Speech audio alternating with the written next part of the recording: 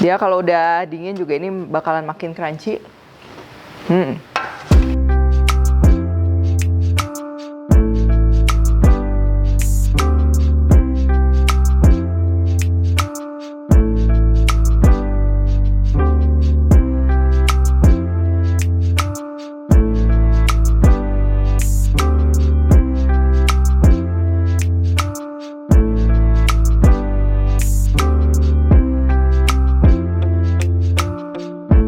Hai semua, buku keduaku sudah terbit ya. Kalian bisa dapatkan secara online atau di toko buku seluruh Indonesia. Jangan sampai kehabisan.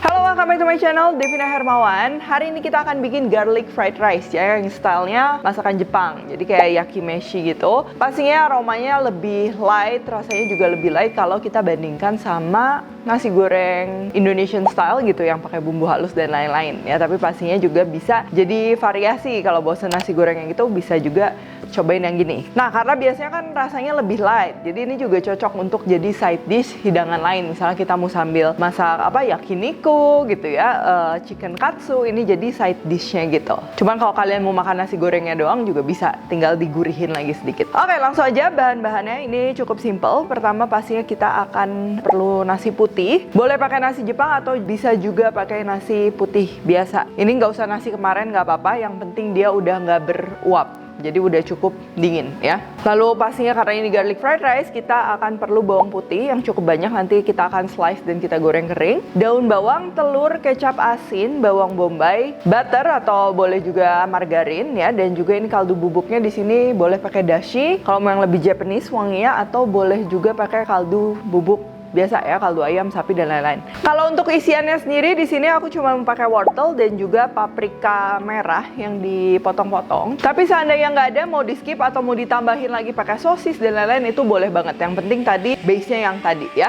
Nah, ini pertama kita akan slice dulu bawang putihnya, pelan-pelan aja, diusahakan tebal tipisnya sama supaya nanti pada saat kita menggoreng matangnya juga sama ya, karena bawang putih itu sensitif, kalau gosong dia pahit. Udahnya kita akan tabur dengan sedikit tepung terigu, dikit aja, jangan sampai kayak goreng tepung ya. Diaduk rata dan kita akan panaskan minyaknya. Ini apinya pertama kita akan pakai api sedang. Kita masukin bawang putihnya. Aduk-aduk rata, digoyang-goyang supaya semuanya kena panasnya merata juga. Lalu kita akan kecilkan api ya. Jadi ini juga kuncinya kalau mau bikin bawang putih goreng yang nggak pahit, ini harus di api kecil ya, biar renyahnya juga maksimal. Tuh pelan-pelan dia kalau udah menguning kayak gini, ini boleh kita matikan api sekarang dan kita akan terus aduk ya. Terus kita boleh angkat. Minyaknya ini kan dia wangi bawang putih. Ini minyaknya yang kita akan masak juga untuk nanti nasi gorengnya ya. Oh,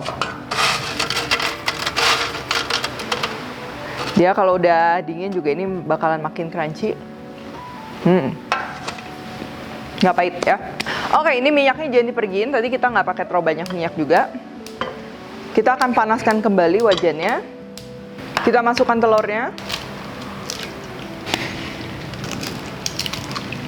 Nah, kalau ini aku emang sukanya dia putih sama kuningnya terpisah gitu. Lebih wangi aja, tapi bebas sih. Mau diaduk juga nggak apa-apa.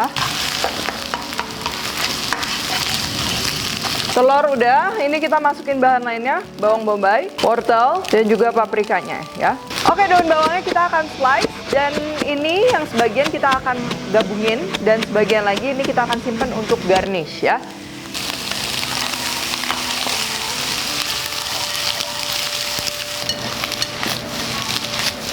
Daun bawangnya tadi, karena kita nanti akan taruhnya dalam keadaan mentah untuk garnish dan juga cukup banyak.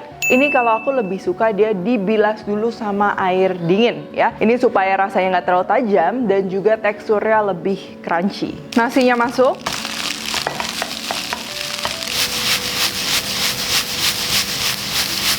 Nah, ini kita akan aduk ya, dan kita akan goreng beberapa saat sampai dia wangi. Jadi kita jangan masukin si kecap asinnya dulu ya.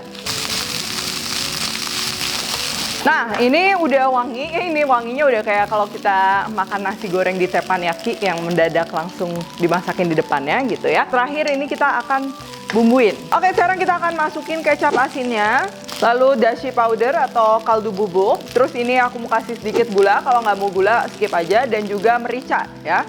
Aduk lagi beberapa saat biar kecap asinnya maksimal.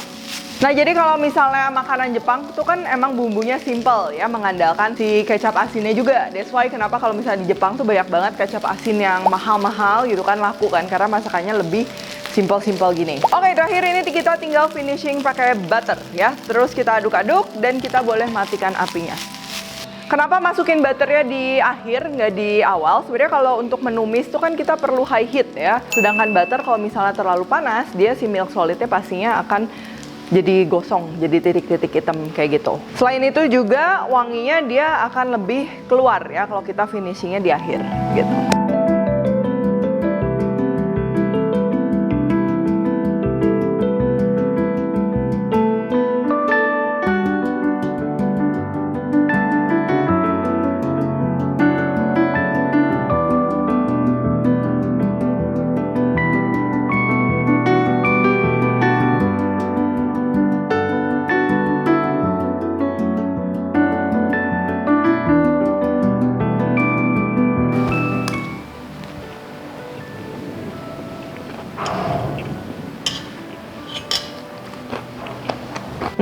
Nah ini tipe nasi gorengnya ini bukan yang tipe bawang-bawangan banget gitu, enggak. Dia wanginya lebih dari kecap asin, butter, terus tadi ada sedikit hint dari paprika merah ya. Mungkin kalau yang kalian nggak suka bisa di skip paprika merahnya, diganti cabai juga bisa gitu kan. Sama yang bikin lebih nendangnya lagi gitu, ini sih emang bawang gorengnya ya, dia bikin wangi bawang putih, terus dia juga crunchy. Nah pastinya cocok banget apalagi buat kalian pencinta bawang putih, boleh coba bikin nasi goreng kayak gini ya. Terus tadi juga ini daun bawangnya, menurutku penting kalau kita mau taruh daun bawang mentah yang cukup banyak untuk emang dimakan, itu boleh dibilas dulu pakai air dingin kayak tadi ya, teksturnya jadi lebih crunchy juga, nambah seger juga gitu. Oke, kalau gitu simple banget. Kalau kalian recook juga jangan lupa tag ke Devina Hermawan @Devis Pantry, like, subscribe, share, komen, dan lain-lain. Stay tune terus and see you in the next video.